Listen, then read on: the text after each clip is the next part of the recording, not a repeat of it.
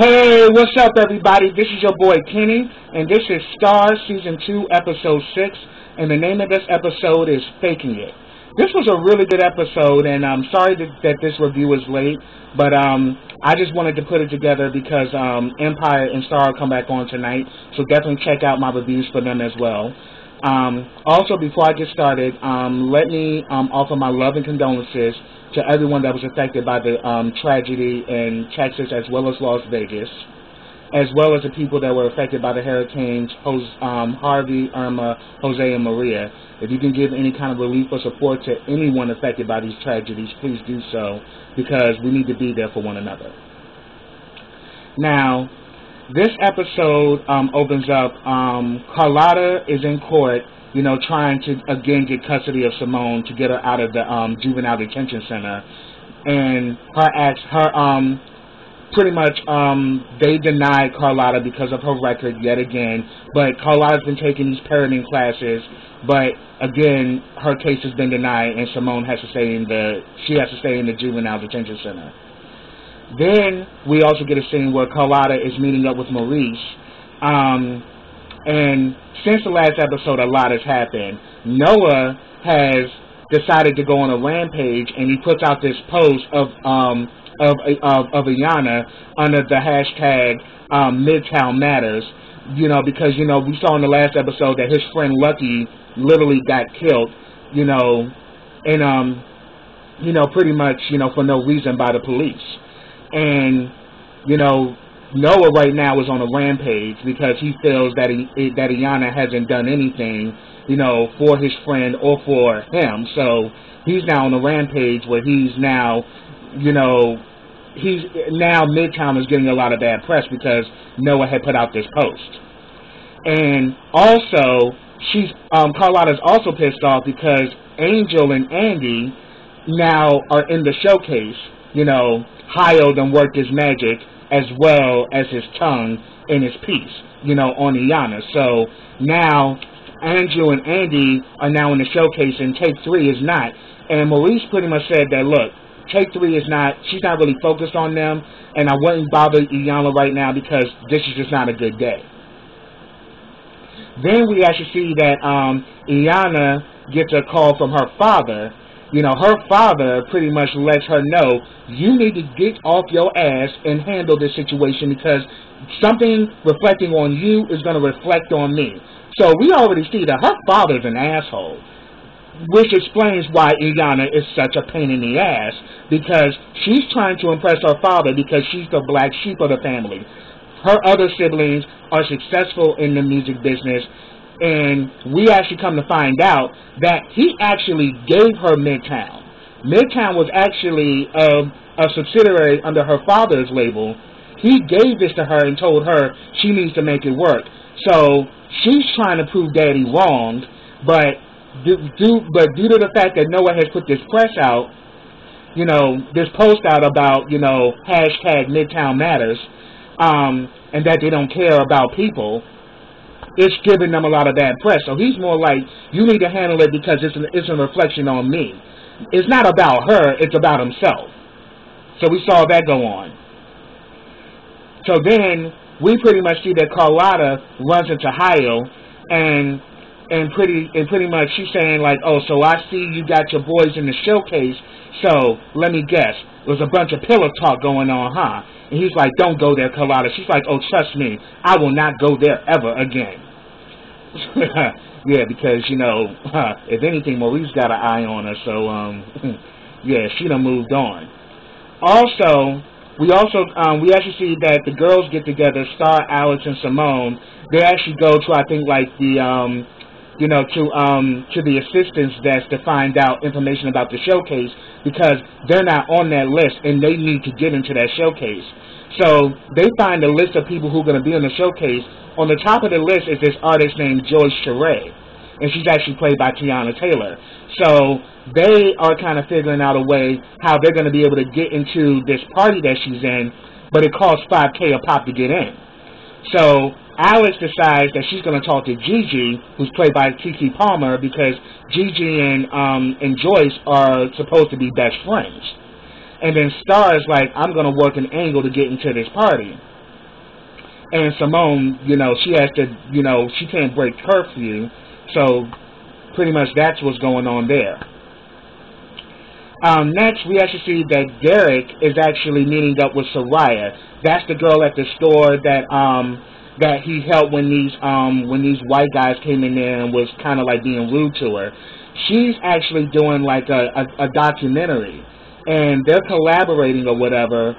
But we definitely see there's some chemistry brewing between Derek and Soraya, just like there's chemistry brewing between Noah and Alex. So, and then we actually see that when she's about to leave or whatever, he gets a hard on. And she's like, because like what she does is she leans in and gives him a hug, and then all of a sudden, bing! I was like, literally. And she's like, okay, I'll see you later. I gotta go. It's okay, but I gotta get out of here. So Soraya leaves. But yeah, that was interesting. Then we get a scene with Brody and that stinking ass Elena. Elena pretty much got Brody by the balls. And we actually see that he wants, you know, she wants him to get Star's phone. So he's really a plant to act, you know, by Elena to get Star's phone because, you know, Star has all those pictures that you know, of all the bruises that Hunter, you know, put on her because Hunter was physically abusive. So pretty much she lets him, so pretty much Elena's been funding him and everything, you know, and, you know, she's saying like, get Star's phone so I can get those photos. And she kind of threatens him that if you don't do it, I'll make sure that money that you owe those guys in Vegas, that I'll give them a call and they're going to come and they're going to fuck you up. So we actually see that Brody and Star like father, like daughter, because he's a hustler and so is Star. So now we get a sense of why Star is the way she is. A lot of that she gets from her father. So then we actually see that Iyanna finally meets up with Noah. And she wants him to recant his recent statement. And he completely dips out. And he's like, man, it's like, why would I do that? Because obviously it's true. You know, you don't care about black lives. And you didn't even care that an innocent man got killed.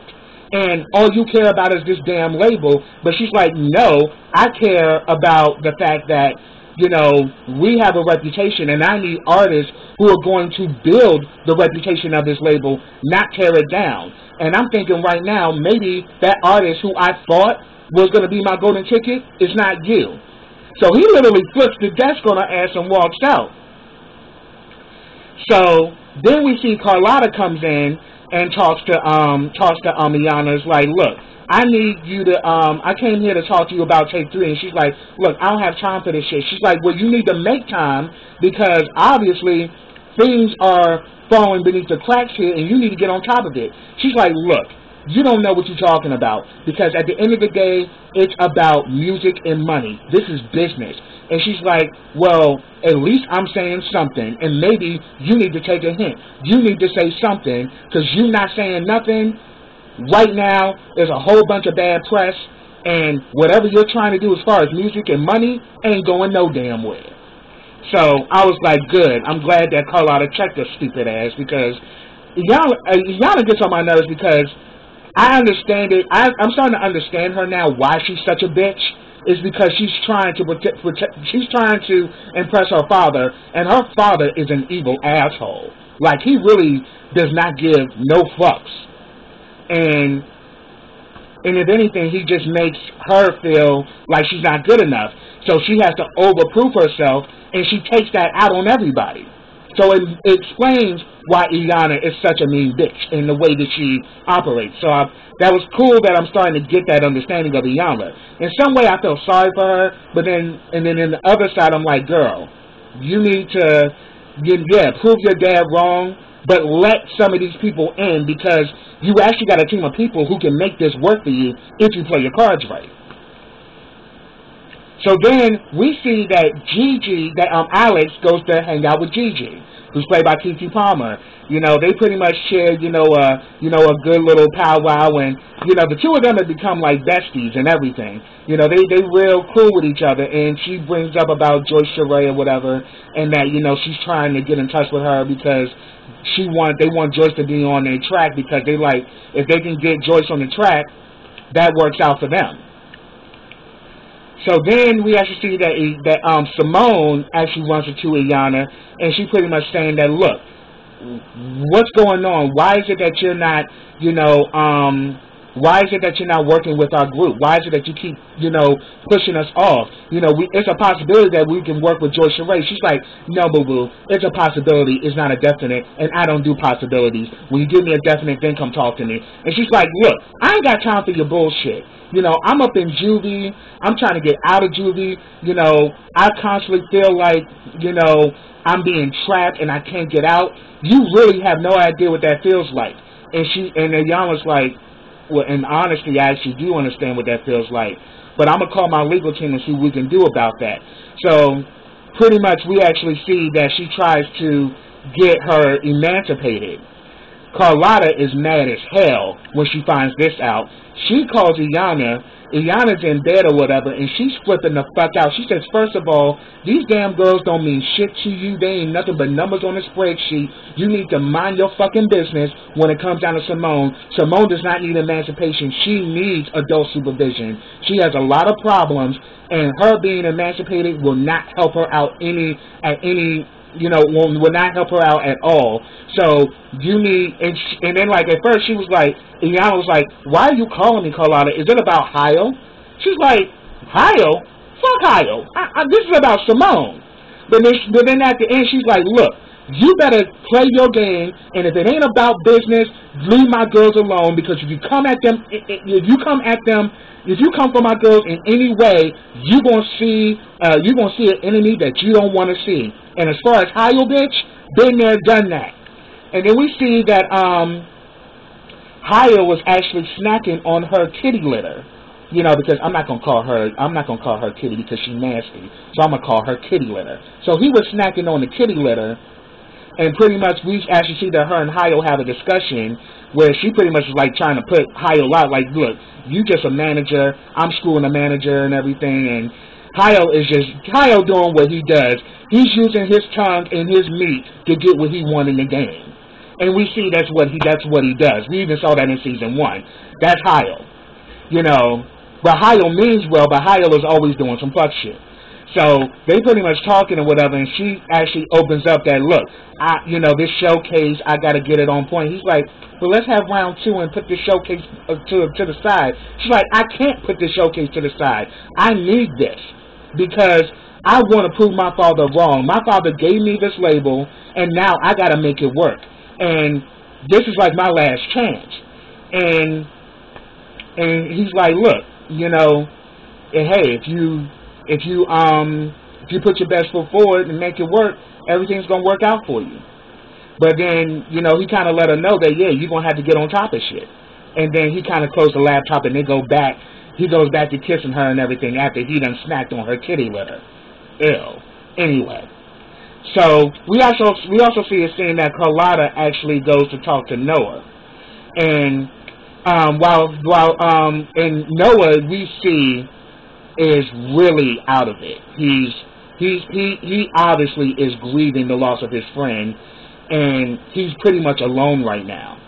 We even see throughout the episode he's trying to reach out to Star, but Star is not really trying to deal with him. The first time he tried to get to her, he was high and was completely fucked up. Then the second time around, she was saying that the second time I'm gonna talk about later, but we actually see that Noah is really going through it. He's really depressed and is really going through grief. Because, Lucky was like his brother. So, we see that Carlotta's like saying that, do you have any, she's like, I'm sorry to hear about your friend, and like, do you have anybody to talk to, like family?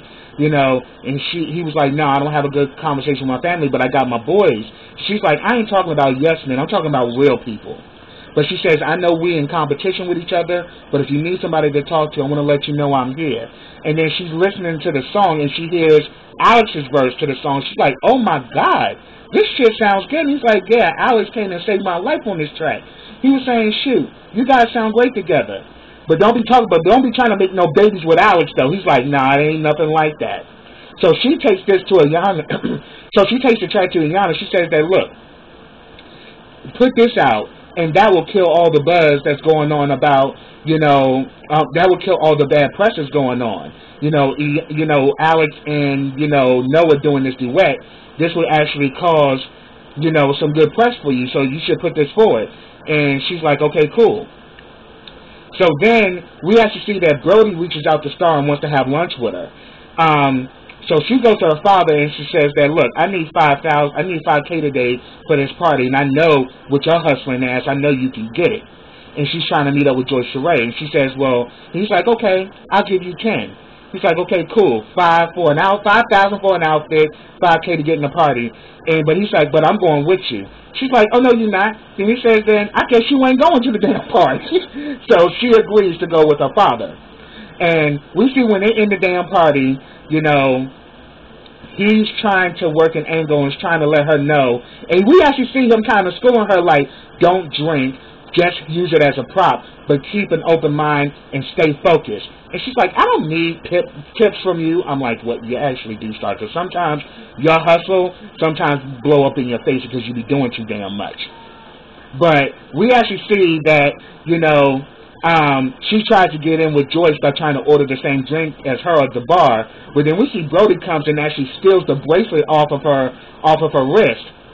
And eventually Star confronts him. She's like, really? You come into the damn party and you now stealing from people? What the fuck is this? He said, baby, watch and learn. He goes to Joyce and she says, oh, sorry, I saw that you dropped this bracelet. My daughter Star picked it up and wanted me to return it to you. She's like, oh, thank you so much. I really appreciate it. You could have hacked this or whatever. And she's like, no, but Star's not like that. She's like, well, you raised your daughter right. So pretty much he helps her to get in to talk to Joyce. Her and Joyce go back and forth, and Joyce actually agrees to get on the track with them. But I was just like, Brody is slick. He's a real hustler. And I'm like, that's where Star gets that shit from. So we saw that go on. Then, also at the same party, we see that Gigi and Alex are in the hot tub talking, and Gigi's kind of telling Alex, like, girl, you got to stop sounding like you this defeated person. You got power, and on top of it, you pretty much, your father's a legend. Like, girl, you in this, and you great, and you talented, and you can sing your ass off. Next thing you know, we see Noah gets in the damn pool. He high as hell. He's naked and starts taking these pictures with Alex. And, they end up getting out the hot tub because it's like, Noah, you tripping. But then later on, when they're inside, he comes and he actually shows that the hits, they've been getting a lot of hits on, in social media. He got over 200. They got over 250,000 hits of them together, and oh my God. And then Alex is like, yo, you got to delete this shit. But it's like, well, it don't even matter because now other people are posting it. But then this is when Gigi's like, y'all need to fake this. Y'all can play this because, one, it will get you press because if Black Twitter's happy, Iyanna's happy. So therefore, if you play this thing right, not only will it get you into the showcase, but then this will open a new legion of fans to your asses. So I say, fake it till you make it. So I have to admit it, Gigi got a point, but then Alex is definitely petrified because she knows this is going to affect Derek in some way if Derek finds out. But then again, Derek got something going on with Soraya, so it's like both of them are being tested in their own way. And the thing is, her and Noah are just friends, but we definitely can tell there's some chemistry between the two of them. And, Star right now is kind of giving him the blow. She's kind of blowing him off. So we definitely see that Alex definitely brings this to Carlotta and talks about this and also talks about it with Star. And she's saying that, well, I don't know if this is a good move because you don't even know him. And then Alex like, it doesn't even matter. It works out, as far as the press, and it gets us out there, and it also draws buzz. And this is a way of getting us into the showcase because it's making us known. So I was like, but we definitely see that Star feels some kind of way about that. Because later on she runs into Noah again, and Noah feels, and pretty much Noah lets her know about the post with Alex, but then Star's like, you know what, you grown, you can do what you want to do, just keep me out of it, I don't care, and just completely blows him off. And I'm like, see, Star, the shit you doing right now, you gonna push Noah to Alex. And right now, Alex and Derek, you know, they're together, but we can kind of tell that there is some dissonance that's happening between the two of them. And we see that Alex and Derek have a moment where he does tell her about Soraya and that he got a hard on, and she's like, what, are you in love with her? But then she pretty much is going to tell, and she pretty much, we see that she finally, I think, tells him about the pic with Noah. And that's the last we've seen of them. And then we actually see that Carlotta and Star are in the kitchen. We actually see that Star is going through the pics or whatever, and, you know, pretty much she asks Carlotta to use her phone because she lost her phone and doesn't know where her phone is. Brody then stole Star's phone, and he's hacking into her phone to find the photos. But I think when he finds out that her son was beating on his daughter, I think that's going to change everything for Brody. Because I think Brody does care about Star, but then Brody's trying to cover his own ass. And as I said, Elena got him by the balls. You know, she can pretty much have him annihilated. Just like that. So he's going to play the game. You know what I mean? That's the whole idea of the hustle. But yeah, also an earlier scene, you know, when Star, when Noah came to the house drunk, she was there with Miss Bruce, and Miss Bruce was like, oh, hey, baby, what's your name? And he's like, I like that hair on you. She's like, there's a lot more I got for you, too. I was like, okay, Miss Bruce. She was throwing it at Noah's ass. I was like, okay, that was cute. But then the last scene of this episode was crazy, because we see Cotton just got out the shower. She's in her room, in her pink bathrobe. Next thing you know, we see a motherfucker sneak up on her, and it's Omari's ass. Omari just got out of jail, and this nigga is on some straight hood shit, like on some real creepy, you know, insane shit. Like, but he's fine as hell though. And he's like, you not gonna scream, are you? He's like, yo, I'm out, and you need to be answering my calls. And she's like, I told you we were done. And he's like, you ain't gonna never be able to leave me, girl. And next thing you know, he began to throw it up on her. She jump up on his ass, and they begin to get it on. And I'm like, ooh, Cotton, you in danger, girl. I mean, he's fine, and he got some good dick, but the motherfucker crazy. And from the looks of it, he got some violent tendencies. So we're going to have to see how this is going to stir up with them. But it's cool to see Cotton got a man, but yeah, she done turned him out up in prison, because he immediately came out looking for her and know where she lived and know everything. So he done already put tabs out on her ass, and she ain't gonna be able to get away from him. So this is gonna be interesting on how that's gonna play out. But that's what I have, y'all. If I missed anything, put it down in the comments. I'd like to hear from you. But subscribe to my channel. Click that bell so you can get notifications every time I drop a video. Also, follow me on my other social platforms, Facebook, Twitter, Snapchat. And also, I started a GoFundMe. Check that link out in the description box as well. Also, like this video, comment on this video, and share this video. And I will be back with the next episode of Star, so definitely look for my reviews tonight of Empire and Star, because I got you covered. So until then, everybody, take care.